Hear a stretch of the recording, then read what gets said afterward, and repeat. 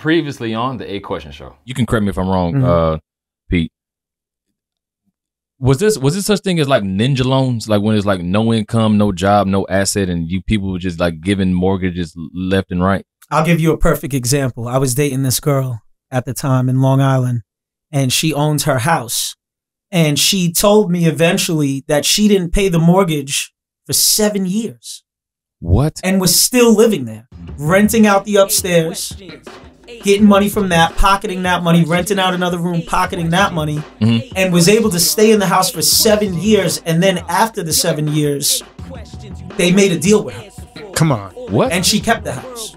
Can't afford, that's why I'm front line, hand the sword. I do this all for myself, not the cash or no damn award. I need intelligence to craft my bars. I need the medicine that grows effervescent from the hands of God. I need inheritance to slash the odds, create a pipeline to the well while you grasp for straws. 8 questions, 8 questions, 8 questions, 8 questions, 8 questions, 8 questions, 8 questions. Welcome back to the A Question Show, where we inject knowledge in your brain by asking the right questions. We still have our good friend Real Estate Pete here to answer question 2. So Pete, question 2. You ready for it? I'm ready. Yeah. Let's do it. Should people rent or own their property? When you say rent or own their property, should they rent where they're living, you mean? Yes. Okay. Well, like Beyonce Knowles' father said in that Vlad interview, he chooses to rent. He refuses to own anything he lives in. Because for him, this is a guy who moves around a lot. You know, he's got a lot of money. He doesn't really see the benefit in owning something because based on his lifestyle.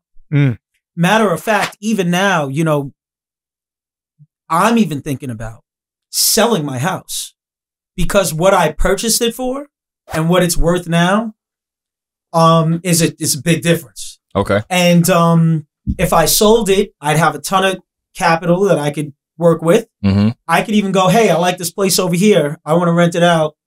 You know, maybe even pay the whole 6 months to a year in advance out in California somewhere. I don't have to worry about this potential liability. Like we said in the first question, that asset could potentially become a liability depending on your situation. My mother bought a house in Long Island for $120,000 in 1993 at a really high interest rate and ended up paying a total of like $490,000 over 30 years. Gosh. Shit. You know what I mean? If she had the cash to buy it at that time, boop, $120,000, Exactly. great. But now you're paying, you know, quadruple the amount over 30 years. Yeah. So it depends on your lifestyle. You know, owning real estate could be a potential liability as stated in Rich Dad Poor Dad. Right. Oh, you know, right in the beginning of the book, he tells you right in the beginning of the book, that home that you own is really a liability. 100%. Your primary residence is a liability. It's a liability. If it's not giving you, if it's not putting money in your pocket and it's taking money out, it's a liability. It is not an asset. Bingo. Right. So should you rent or own? It depends. I would suggest, you know, owning a home. Definitely, especially now, there's just so much uncertainty. You know, we're going to get into the Airbnb stuff, but a lot of the reason a lot of these complexes are kicking people out is because they're in, their rent is low. And they're like, wow, the owners are like, wow, I'm losing money. I'm locked in this contract with this renter. And I'm losing money. I could have this same unit getting triple the amount if I put it on Airbnb. Exactly. You know, they're following the trends, following the wave. In Scranton, it's a big thing. I was at a hotel for a couple days in April, and there was all these people there. And I started asking questions. What are you guys doing here? It looks like they've been there for a while. They've been like, yeah, we've been here for 4 months. Our complex, there was an electric fire. And I said, oh, so when are you going back? He's like, well, we're not. Damn. But there's this program helping us find another place. I just found a 2-bedroom apartment for $1,400 a month. I was like, what were you paying before? Oh, I had a 5-bedroom for $850. Come on. So I'm like, okay. That's Scranton. Oh my God. So that's pre-COVID Scranton. Pre-COVID Scranton. So now, you know, So you should own your home. But the point you brought up is important, though, that it depends on your lifestyle. I never thought about it that way. I was talking to this one guy. It was more for like a business. Like, should you own the building that your business is in, or should you rent the building? He goes, rent. Absolutely rent. He's like, why would you ever own the building that your business is in? I was like, well, you have an asset. You own the building. You get to determine blah, blah, blah, blah. And he goes, do you think your business is going to do well? Correct. I go, right. Yeah. He goes, you're in Scranton now, but let's say you want to relocate your headquarters to California 2 years from now when the business is booming. Now you got this place you got to sell, and you don't know what the real estate market's going to be like. He goes, you rent, you say, I'm done, bye, take all your shit, you go to California, you keep going. Correct. Correct. This podcast is brought to you by Believe Elite Athletic Training. Believe Elite has transformed the minds and bodies of thousands of athletes. The nutritional coaching, strength and conditioning training, and mental performance programs are now available online.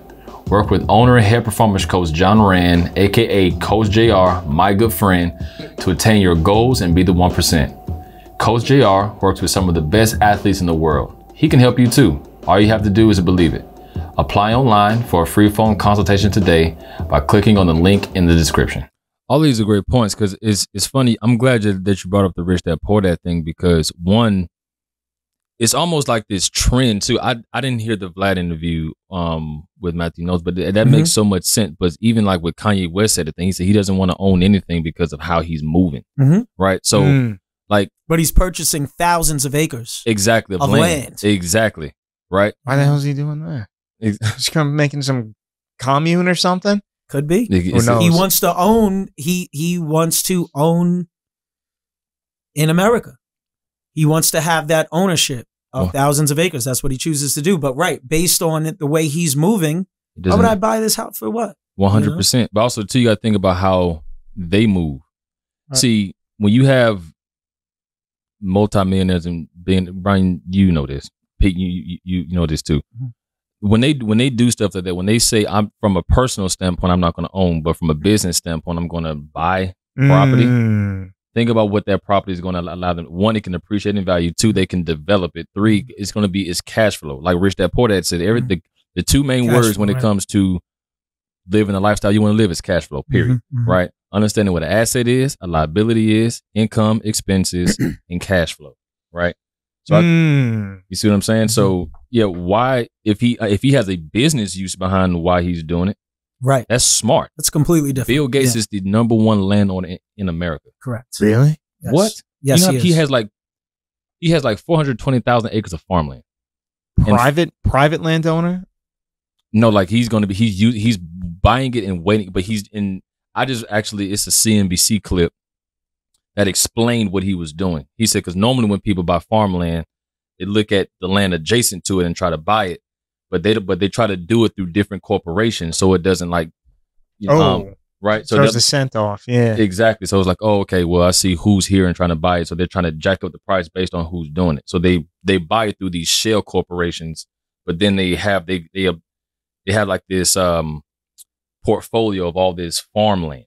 I see. They got a whole big ass holding company holding all the deeds and everything. Yeah, see that's something completely different. But again, if it's for business purposes, which, if you purchase a home with FHA, you have to live in it. It's not like I could FHA a home and then decide to rent it out to somebody else. Exactly. You cannot do that. You primary residence, you have to be living in that house. If you utilize that 3.5% down or whatever they give you. Now, with the FHA, does that 3.5 come with PMI? It does. Oh, okay. Yeah. Until you get up to 20%, then you could refinance out of it. But the PMI it's a small payment. It's usually like $70 to $100. And think about it. If I'm giving you 96.5% of the money to buy this house, I need some sort of guarantee. Even if it's just a little extra on the side for me. Yeah. Just a little thing on the side. I'm going to need some because I'm giving you I'm giving you the whole thing. Exactly. I'm giving you the whole thing. So I'm going to need something. But once you once you have that equity, you could refinance.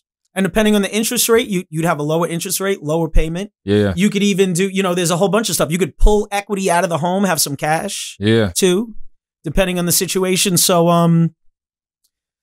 yeah. So it sounds you like can buy out PMI too, I think. it sounds like renting or owning. The debate between should I rent or should I own depends on lifestyle. Yes. And whether or not you're going to utilize this as an asset. Yes. Oh, there you go. Utilize as an asset. Keyword utilize. Because again, if you're not utilizing it, it's a liability. Exactly. Yeah. Man, so when we get to one of our later questions, I can't wait to dive into that. this is giving me some clarity on this. This is giving me some clarity on this. Okay. So sum it up. Should I rent or should I own? Real estate P. You should own. You should own. You should definitely own. It's definitely own. Yes. If you're going to utilize the property. Even if you're not, again, going back to the first question, Yeah. you should own. You should own. Yes. Here we go. Okay. Even unless you're Bill Gates or Kanye West. All right. Got it. All right. Pretty much. All right. Well, damn. Okay. Well, before I sum this up, dude, I mean, I didn't even think about lifestyle. Actually, I never thought about that in terms of like, if even like a corporate exec that travels a lot, Mm-hmm. you see what I'm saying? Yeah. They're always going, at least, I mean, now that thing's starting to open back up, but they're always traveling. Like they're never home. Oh, what a really shit life that must be. They're never home. We're they're allowed always, to curse on this show? Of course. Oh, Yeah, we just put the little E next to it, man. Exactly. Yeah. Man, wow. What does that E stand for? Explicitly delicious. I saved two songs from Apple Music, and I noticed one had an E and the other one didn't. And I said, "Oh, I like the E one better." It stands for Probably why. entertaining. Explicit, absolutely. Yeah. All right. Well, man, listen, thank you again for tuning into the A Question Show. Don't forget to like, comment, and subscribe. And stay tuned for question 3, where we ask Pete, how do you make money in real estate? Woo! Here we go. That's we go. That's a cold question. You know what I'm saying? I can't wait for that one. All right, see y'all next week on the next episode of the A Question Show. There's so many ways to make money that I created an entire business just out of the Airbnb stuff in one community.